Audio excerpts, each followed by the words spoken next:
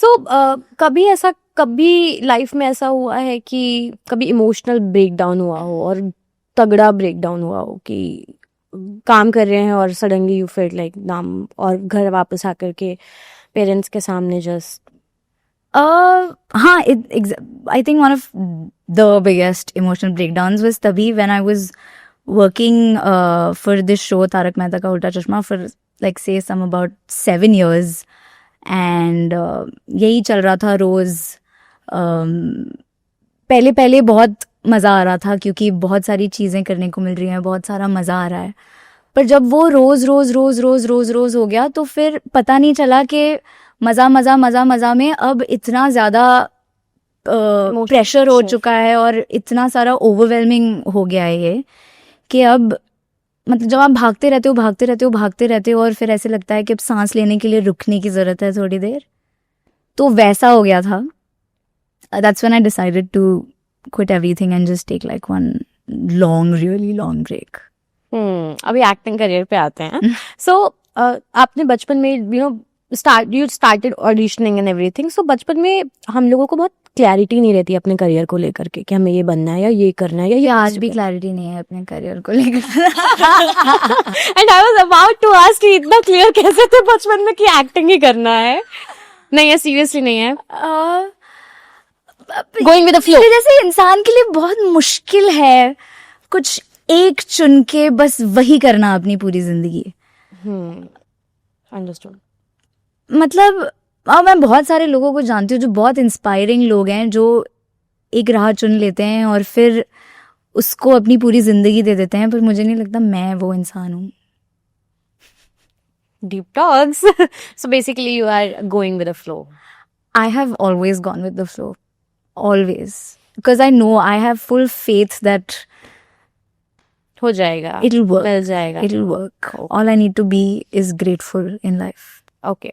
So I was a big fan of TMKOC while growing. हम लोगों के घर पे पूरा फैमिली चला के वही शो वही देखते थे.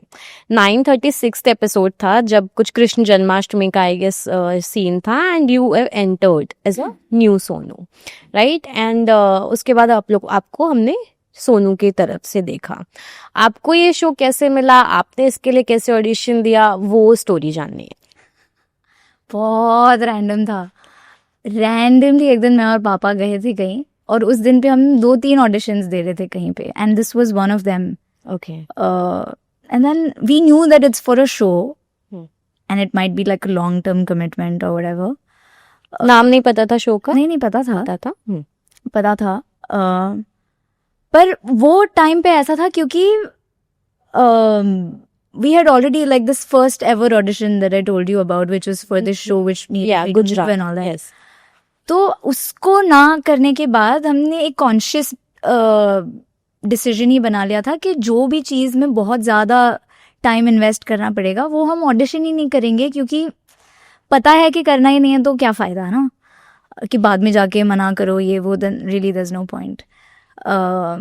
बट जब पता चला कि it is for this show जो it was already running for 4 years I think by that time और मैं भी देखती थी उसको 8:30 बजे रात को खाना खाने के टाइम पे and I was also an avid watcher Avid viewer.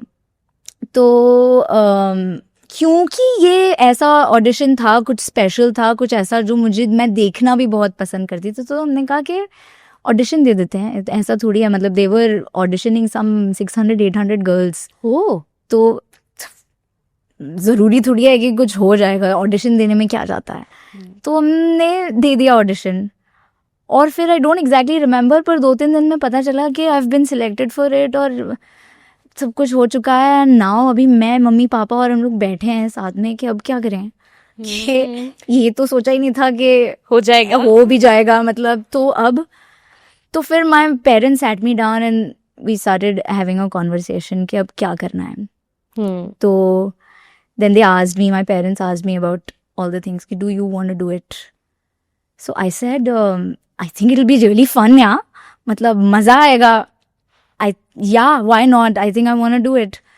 But then मेरे मम्मी पापा ने थोड़ी ऐसी conditions रखी मेरे साथ कि it's going to be very difficult. Life is going to change और बहुत ज़्यादा मुश्किल हो जाएगा क्योंकि ऐसा मत सोचना कि just because you know you are doing something like this कि तो फिर हम एक्सेप्ट कर लेंगे अगर पढ़ाई में कुछ पीछे रह गया तो गड़बड़ हुआ तो you will obviously have full support from us, but just remember that you will have to work very, very, very, very hard.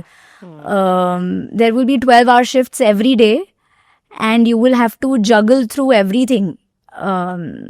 12 घंटे काम करो 12 घंटे काम करो, स्कूल जाओ, ये जाओ. Will you be able to do it? So I said, give me some time to think about it. Then फिर ऐसे मूवीज में जैसे विंडो पे बैठ के सोचते हैं वैसे मैंने सोचा थोड़ी देर. मेन माँ हीरोइन है हाँ. तो फिर मैंने कहा यार करते हैं ऐसे, मजा आएगा मुझे लग रहा है. तो फिर या after like some heavy discussion then my parents were also like कि हाँ if you want to do it then of course you have all our support.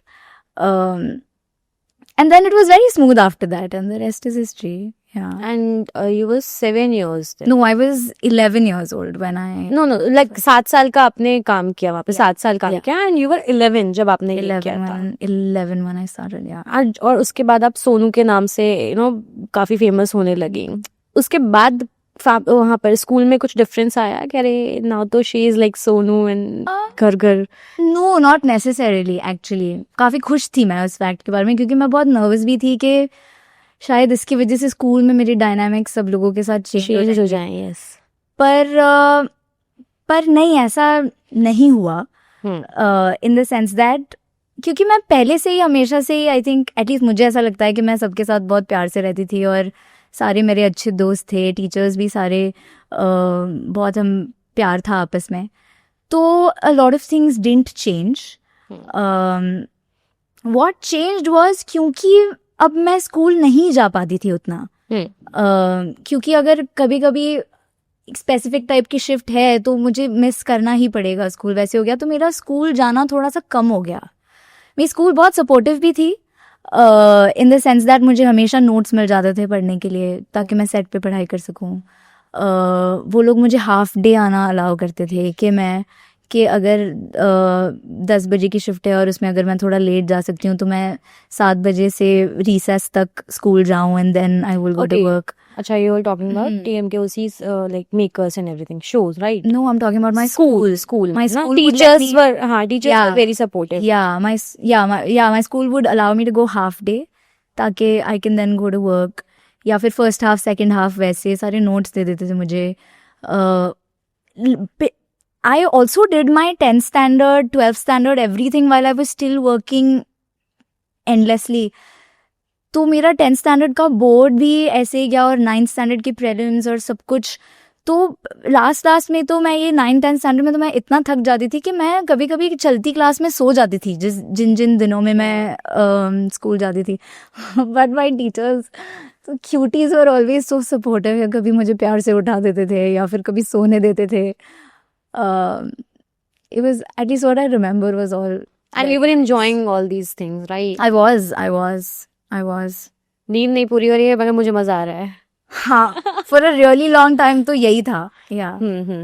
Set पर कैसा एक्सपीरियंस था? सेट पे कैसा हुआ करता था माहौल जब शो का जो सेलेक्ट होता था? इनिशियली तो बहुत मजा आता था यार. मतलब कुछ ये सारे लोग जिनको मैंने इतना बढ़िया काम करते हुए देखा है मुझे उनके साथ कुछ काम करने का मौका मिल रहा है तो मुझे तो बड़ा मजा आता था.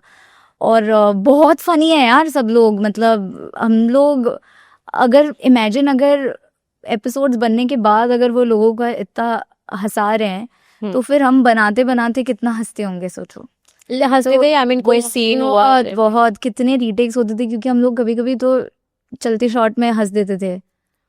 बहुत बहुत बहुत हंसी मजाक होता था. और जो टप्पू सेना थी उनके साथ कैसी वाइब बनी थी? Because you have replaced first Sonu. Correct. And it was difficult in the beginning क्योंकि उन लोगों को भी किसी और की आदत थी. yes.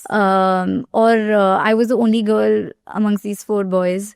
तो which was not a problem for me क्योंकि हमेशा से जिंदगी में ही मेरे हमेशा लड़के दोस्त ज़्यादा रहे हैं लड़कियों से.